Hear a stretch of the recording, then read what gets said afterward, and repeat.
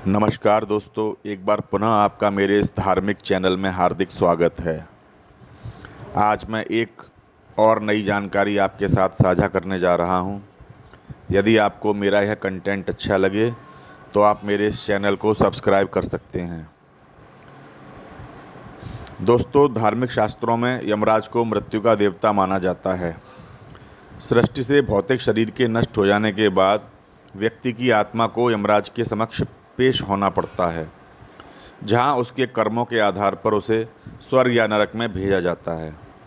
यमराज के सहयोगी चित्रगुप्त आत्माओं के कर्मों का हिसाब रखते हैं, लेकिन क्या आप जानते हैं जो स्वयं दूसरों के प्राण हरते हैं उनकी भी मृत्यु हो गई थी, जिसकी एक पौराणिक कथा प्रचलित है।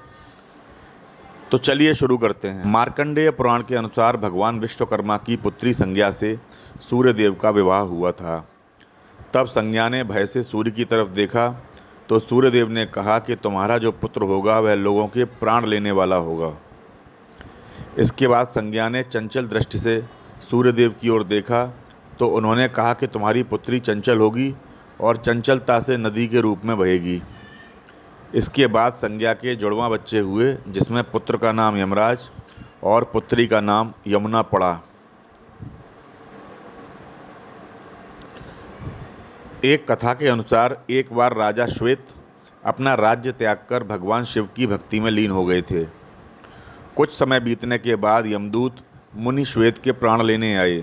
तब श्वेत मुनि प्राण त्यागना नहीं चाहते थे।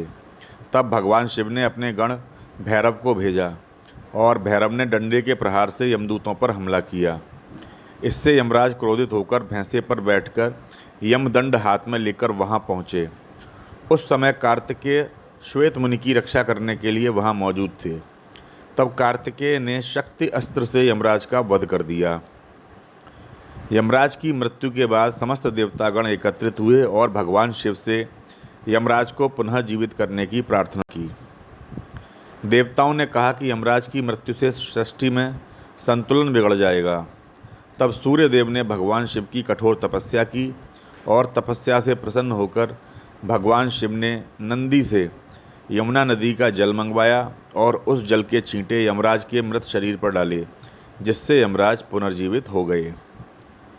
तो दोस्तों, आपको यह लघु कथा कैसी लगी हमें कमेंट बॉक्स में कमेंट करके अवश्य बताएं। धन्यवाद।